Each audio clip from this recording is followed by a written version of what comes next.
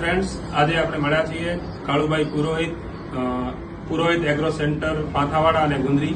પોતે ધાંગધ્રા તાલુકાના છે અને સાહેબના ડોટર જે સેકન્ડ યરમાં રશિયામાં હિન્દુ સ્ટેટ મેડિકલ યુનિવર્સિટીમાં MBBS કરે છે અને એમનો સન છે એ ચુવા સ્ટેટ મેડિકલ યુનિવર્સિટીમાં ફર્સ્ટ યરમાં છે.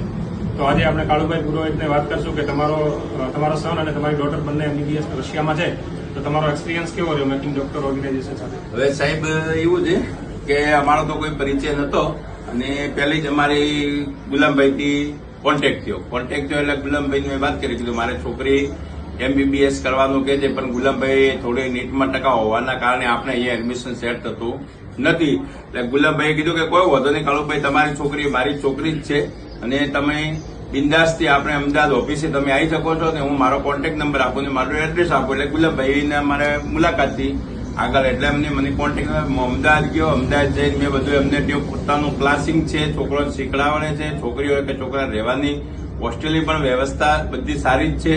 પછી મેં 2 વખત જોયો, થોડો વ્યવહાર બીજા માણસાઈ રીતે બધું બીજો જેમ ઠગ વધ્યા જેવું એવું તેવું કઈ લાગ્યું નહીં એમના જોડે.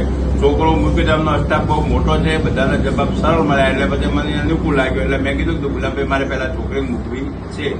એટલે ગુલામભાઈ જોડે વાત થઈ તો કે હાલો તમે ક્લાસિંગમાં મૂકી દો અમદાવાદ, મહિનો બ્રેક કાળુભાઈ રાખો, તમને અનુકૂળ લાગશે તો આપણે આગળમાં તમે મૂકજો. ને ત્યારે રહેવાનો કોલેજમાં જે ટ્યુશનમાં છે એ આપણે કોઈ ખર્ચો છે નથી, કોઈ પૈસા લેતા નથી. મહિનો ટ્રાય કરો, તમને અનુકૂળ લાગે તો મોકલજો. તો સારું સાહેબ, મેં મૂકી અને પછી સારી રીતે ત્યાં અમદાવાદ બી રહી મહિનો 1.5 મહિને. એના પછી આપણે બીજા એમની રીતે બધી ગોઠવણી કરી ને અત્યારે મારી છોકરી ઇંગુજમાં કોલેજમાં ભણે છે. કોલેજનું 2જું વર્ષ છે. આ ગયા વર્ષે બી અહીંયા આવી હતી ગુંદરી, ઘેર આવી હતી, એમનો સપોર્ટ બહુ રહેતો. આવા જવા મેળવા સુધી કોલેજ સુધી એમનો કોઈ પણ માણસ હોય યા કોઈ કોન્ટેક્ટ કરે અને કોલેજ સુધી હાથે આવવાની તમામ જવાબદારી રહે છે. બીજી વસ્તુ કે તમારે કોઈ પણ છોકરાનો પ્રોબ્લેમ હોય તો અડધી રાતના કોલ કરો, એમનો કોલ ઉપડે. હા બાય ચાન્સ કદાચ ખાલી કેટલો ન ઉપડે કે મીટિંગ હોય કોઈ કારણસર અને 15-20 મિનિટ ના ઉપડ્યો તો હોમો રિટર્ન ફોન આવી જાય. ને અમુક જગ્યા મૂકીને પછી આપણા વડે 2 મહિના ઓફિસ ખોલે ને ઓફિસ બંધ કરીને વડે પાછી સિઝન આવે એટલે એજન્ટો આવતા હોય તો એવું ખાસ કોઈને બહુ ચોકસાઈ કરી અને પછી જ જવાનું. અને 2 મહિના ઓફિસ ખોલે, 2 મહિના પછી છોકરો મુસીબતમાં આવ્યો તમને એજન્ટો હાજર નહીં મળે તો કોઈ મતલબ રહેતો નથી. ભલે પૈસા તમને કોઈ કહે છે કે હું તમારામાં આ કહે કે મારે 25 લાખ થયા તો બીજા કે હું 18માં મૂકીશ, પણ એ 18 ની લાલચ આવ્યા સિવાય પહેલો એનું બેક ગ્રુપ જોજો. બધો પૈસો કદી છોકરો મહોત્સવનો છે એટલે એનું બેકગ્રાઉન્ડ જોવાનું, કેટલું જૂનું છે, કેટલી શાખા એમની ચાલે છે, કેટલી સમયથી ચાલે, કેટલા છોકરા એમના પાસે ગ્રેજ્યુએટ ડોક્ટર બની નીકળે છે એ ખાસ તપાસ કરવો જરૂરી. 2-4 લાખ રૂપિયા કરતી મેન વસ્તુ એ જોવાનું હોય. અને એના પછી મારો છોકરો મોકલ્યો. 1 વર્ષ 2 વર્ષ છોકરીને પૂરા થઈ ગયા અને મારો છોકરાનું નામ છે નિખિલ અને છોકરીનું નામ છે નિશા. એ બી ત્યાં જ છે. એ રશિયા મોસ્કો પાસે એક કોલેજ બીજી મેં લીધી. બંને ભાઈ બહેનને થોડું સારું રહે, અલગ હોય તો એકબીજાને જોડવા મળે. એ બી ગુલામભાઈ હસ્તક જ મેં મૂક્યો અને બધો રિસ્પોન્સ સારો મળ્યો છે.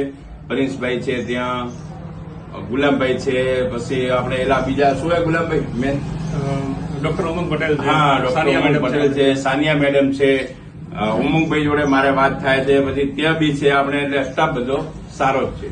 અને કોઈ ચિંતા કર્યા વગર મૂકવું હોય તો છોકરો મૂકાય, એમના જોડે વિશ્વાસ પાત્ર છે અને કોઈ ડબલ નહીં. મેં તો એક બીજો ભાઈ વાંચોડો નહીં, મારા વેવાઈનો છોકરે મને ગયા વર્ષે મોકલાયો કિરણ, એ બી આ પહેલો વર્ષ સુધી હવે અહીંયા આવવાનો છે, ત્યારે ટિકિટ થઈ ગઈ છે. ઓકે, તો તમારે હવે કોઈ ચિંતા કરવાની જરૂર નથી. અગર તમે લોકોએ બી 12 સાયન્સની એક્ઝામ આપી હોય અને નીટની એક્ઝામ આપી હોય અને મેડિકલ કરવા માટે વિદેશ જવાનું તમે વિચારતા હો તો આજે જ તમે કોન્ટેક્ટ કરો મેકિંગ ડોક્ટર ઓર્ગેનાઇઝેશન અમદાવાદ, અને આપણી બ્રાન્ચ પાલનપુર ઓફિસ બી છે તો ત્યાં બી તમે કોન્ટેક્ટ કરી શકો છો. Thank you.